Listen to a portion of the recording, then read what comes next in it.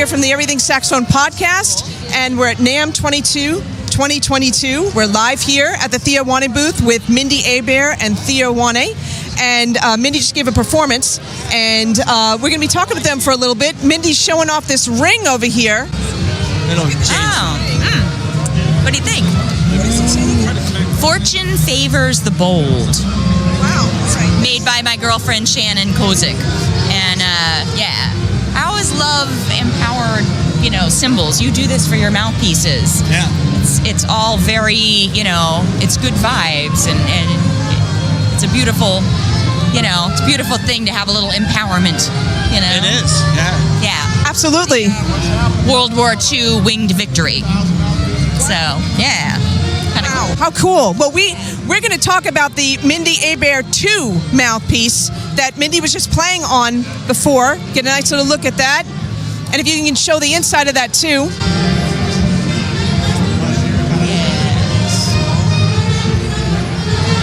Awesome. And remind us, again, all tip openings? Yes. All tip openings. And is that in tenor also? Nope. Just alto? Just make an alto. Are you planning on doing this for tenor? We haven't really talked about that yet. I know, we haven't had that conversation.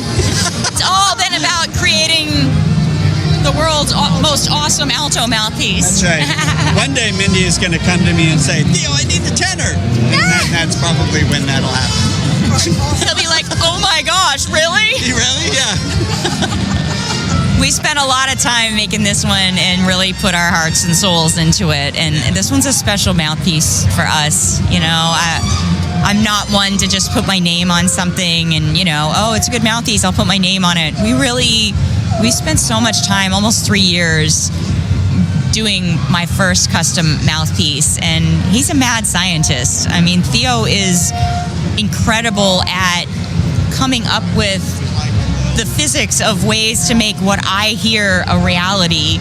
And we wanted to make a mouthpiece that was kind of for the people, that made it easier to play, easier to get that resonance, have it be effortless power, and something that was really the same all the way to the top of the horn, off the horn even, and to the very bottom of it, and just have this fullness of sound. It's not easy to do, and you and I pined over it. Yes, we did. Yeah. 3 years of grinding the mill wheel together. Just going back and forth. Yeah, that was for the Mindi 1. And as we were talking about before, Mindi's, it's a double-edged sword, because she's really, she won't play anything that doesn't absolutely inspire her and let her express herself fully, right? And so that's a double-edged sword, because it's very challenging, but it's also very rewarding. And anything great that's ever been done, you have to have that attitude about it, right? Then you have to overcome hurdles that you never, that you think you can't do. So when we first, started that Mindi 1, I didn't know how to do. I mean, I was primarily a tenor mouthpiece maker at that time. And so I had to learn a whole new, you don't just scale a tenor mouthpiece down to make an alto mouthpiece. The interior volumes are completely different. So I had 3 years of learning not just how to do Mindi's sound, but how to make a great alto mouthpiece. And so when we finally came out with the Mindi 1, it worked. It was a great freaking mouthpiece that we both felt really, really confident about. That's a good quote. Yeah. It was a great freaking mouthpiece. Right. No, when we got that first one, I was just, I was jumping up and down. I mean, I was dancing. I was like, we got it. Oh my gosh, because there's always limitations. If you go too far one way, you lose this, and vice versa. So we were always going, oh, I don't want to lose that. Oh, but I don't. Oh, so trying to get the best of all worlds, and we got it. And I just really felt so inspired by our first mouthpiece. And I've played it for many years now. I played it for a year before we put it out to the market, and I just felt so good about it. I'm like, put it out. I think people are going to have to love it as much as I do. And sure enough, it did really, really well. And it was just fun to have out there. And people come at every show and they say to me, hey, I play your mouthpiece. I love it. I'm inspired by it. And that makes it all worthwhile. What made you all decide to do round 2? Well, I didn't know round 2 was in the works, but he literally called me and he goes, I've got a few things that I've, figured out since we did version 1, and I want you to hear them because I think you're going to love them. And I'm like, oh no, you don't need to make this better. This is it's a perfect mouthpiece for me. Like, I don't think you can make it better. And well, I'm a living, breathing research and development machine. I mean, that's what I do, right?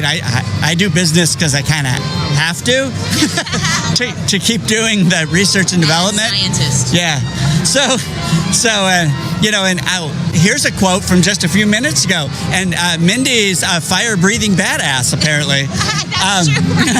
Right? Someone just walked up to, you're a fire-breathing badass. I was like, that's my friend Richard, great trombone player. Yeah. It's like, actually, that's true, right? With a freaking fantastic sound, right? And her sound is to die for. I mean, it really is, right? So, as I'm constantly doing research and development, right? And having worked so much with Mindi, I applied some of these ideas that I've been doing with some of my other models and some new information to the mouthpiece. So it might look the same, but it is completely different. Every fraction of a millimeter in angle has an impact, and so that's the work we do, right? And so that's, if I have an expertise in anything, it's that. I know what every square millimeter inside the mouthpiece does to the sound.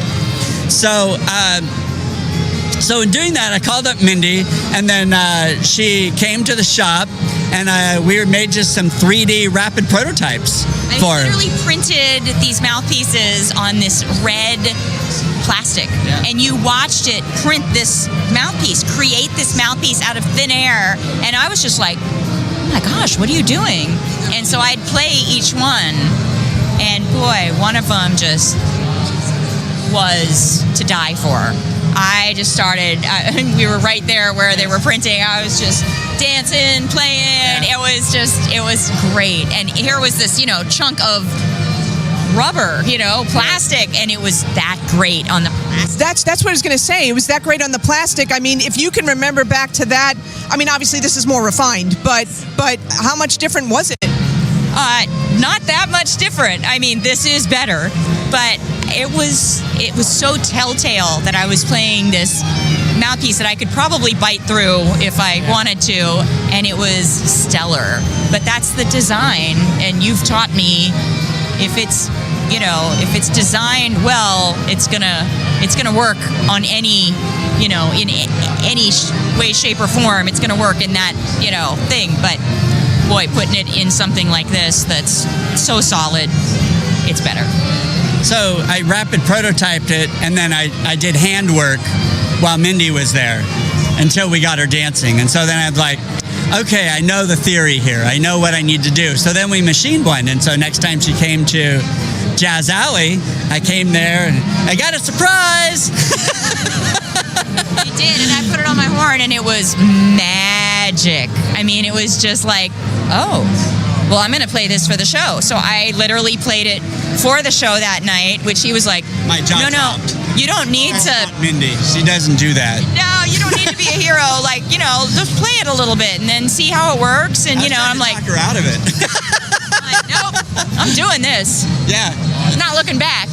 It was so great. And that's what it is. If you can make something that I thought was incredibly perfect, even better, you blew my mind. And that's what, as musicians, we look for things to inspire us.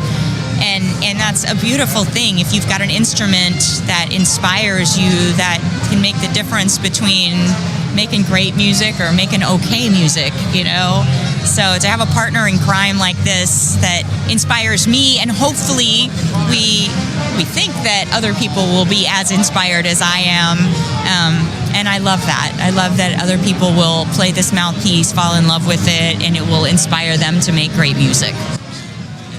You're getting that feedback already at your shows. Yeah, I mean, people have come up, at almost every show. Hey, play your mouthpiece. It's great. It inspires me. I mean, what a cool thing. 100% feedback that everybody prefers the 2 over the 1. Yes? Yeah, 100%. 100% so far. Knock on wood. But yes, 100%. Don't ask tomorrow, but yeah, you know. Mindy's been on that for a year now. Yeah. Yeah, making sure that it was solid, because we want to design something classic, something that's going to last time, not a one-hit wonder, right? That's our. Was your new album on this mouthpiece? No, the new album was recorded in 2020, so it was on now the classic model. Yes, the classic model, yeah. But everything that's come from about a year ago, I believe June or July, when you gave me this one last year, has been on this. So all my tours and a few recordings as well. So, well, of course, that one at that day was unplated because it was just a prototype. Yeah. Since we sent her, but it's the same design, now plated. Yeah. Yeah. Now, I have a question, too, because someone trying out this mouthpiece, and let's say they're coming from, a Meyer or something like a rollover baffle or something where sometimes you've got to work for it, right? Yeah. So can you give us a tip for trying out a mouthpiece that's so powerful? What do you do? How do you approach that? I really feel like this mouthpiece kind of plays it for you. And I don't mean it plays the music for you. No, that's in you. But I really feel like you have to work a little less for this one.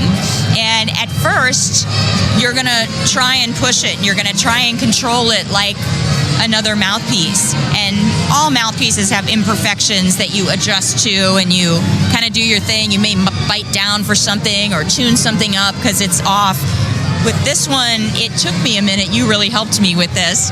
It took me a minute to really get used to how much you can just back off and play and let this take control. It's like you don't have to do as much, and you get that resonance and you get that control. But it took me a minute. I was, the first one. Yes. She's talking about the time that we were finalizing the design for the Mindi One, and she started playing it, and she was like, I just keep squeaking. I keep squeaking. And what's going on? Yeah, and I was like, no, just take a minute, relax. Maybe you don't have to work as hard as you were used to doing. Used to fighting the mouthpiece, so overcompensating. And so she did, and it went from squeak to those squeaks started going up in a scale and then down in a scale. And then she turned and she said, I have a whole nother octave I never had before. And then from that moment on, it was not a bad thing. It was actually a good thing, because she was used to biting down and really pushing for something. And so for me, it was, a learning curve that, we designed this mouthpiece to be that. We designed this mouthpiece to really be easier to play, to give the everyman the possibility to play a great mouthpiece and have a lot of the work done for you, and just have it be a beautiful experience to express yourself. So, because then you're in your creativity, right? Yeah. As opposed to sitting there like, oh my God, am I going to squeak? Or, how hard do I have to fight? It's not in tune. Thinking about all those things. With what's the next thing I want to express, your focus is there, rather than how do I get that out of the mouthpiece, right? That's the whole goal. Yeah. Right? Freedom of expression. So you forget the mouthpiece is there and you're just being creative. Yeah. That's the whole goal. So, That's awesome. I mean, that sounds great. Now, just remind us again, what reeds do you use? I use Laveau's medium soft, and I feel like, for me, that works well with this mouthpiece. I want a little flexibility for the nuance. It's such a powerful piece. It's like you want to be able to whisper on it and scream and have that control, and this mouthpiece allows that. And so I've played Laveau's reeds for many years, so it feels like home to me. I think I asked you this before, but I'm going to ask again in terms of like reed recommendations and stuff like that. Right. Yes. Well, I test and make sure it's tested with all kinds of reeds, both synthetic and cane, and different hardnesses, because the musicians I work with and get testing feedback from, you wouldn't believe the variety, of reeds. Strength 2 to 5, synthetic, cane, everything, right? So I design for the wow feeling, like holy crap. Because I found that at that point, when you got that, the world opens up for reed choices. More reeds work, because you're not fighting the reeds. So there's a lot more flexibility. And so because I kind of approach it from that direction, it's fine, whatever reed you're using. That's awesome, and it's important too, because you don't want to be stuck using one particular reed, for your mouthpieces. You want to be able to play whatever reed you want, I will say though that sometimes people need to go up a strength in reeds or up a size in tip opening sometimes, because our mouthpieces are so free blowing, right? That if you want some more resistance or you want to, some more pushback, get it. Just do it in a healthy way. Don't get it in a mouthpiece design that's just not taking the air appropriately. Get a mouthpiece that's taking the air so it can do everything you want to do. And then if you need more resistance, do it in a healthy way, tip size or reed strength. Yeah. There's the mad scientist approach that I was talking about. Listen to that guy. No, that's a great tip. I think that's going to be important for anybody, for any person that's going to be playing, for sure. I think I don't remember if I asked this before. Tenor? No. Yeah. Anything? Is the Durga the equivalent of this? Would you say the Durga 4? No, not at all. Not even close. Wow. Completely different world. Yeah. The Durga has a large chamber and a flatter baffle. The Mindi's got a very unique shaped baffle and a very unique shaped chamber. And in fact, when I don't think I ever shared this with you. Matt and I, when we design features, we have something called the Mindi effect, because we developed a technology in your mouthpiece, and we have all kinds of technology that we just don't talk about. To be honest, like if you look at this, you might go, "Oh, it looks so much like the Mindi One," but if you play them, they feel completely different. It is a different thing. Yeah. So, we just Mindi effect. Yeah. So we have the Mindi effect. There's a certain geometry in the mouthpiece that we learned from your mouthpiece that's very unique and has a very positive effect on the sound, and so. Your name's around your name's around the office all the time because of that. Yeah. I'm proud of that. That's good. We worked hard at it, so the Mindi effect sounds like a fun thing. I like that. Yeah. Besides the fact that we love you and, your family, but besides that, technically, there's a technical term we have with you too. So could that Mindi effect be applied to tenor mouthpieces in the future? Yep. We've already taken some of that technology and applied it on some other models a little bit.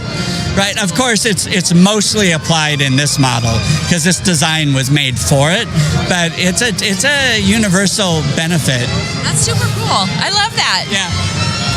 I'll coin that phrase. The Mindi effect. Yeah. And then what was she called before? Fire-breathing badass. Fire-breathing badass. The fire-breathing badass Mindi effect. Yeah. I love that. See, you don't need to mark it, but you can put that on these signs. Fire-breathing badass Mindi effect. Different picture. Badass Mindi Abair Theo alto mouthpiece featuring the Mindi effect. That would be okay. Accurate. Done. Yeah. Yeah, it would be accurate.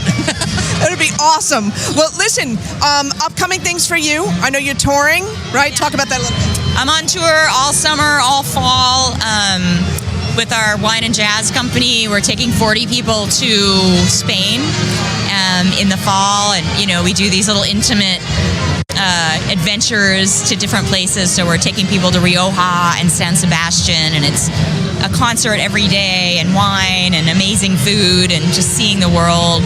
And then I'm hosting a Christmas tour as well with 3 other artists, and it's gonna be a nice year of being back, playing, being with friends, and being on tour. I love it.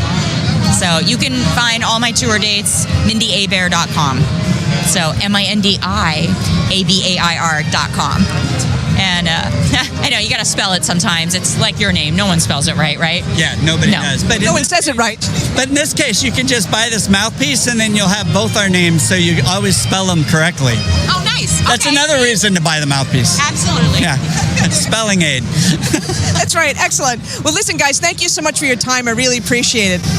Thank you. Thank you, Donna. Thank you. Yeah.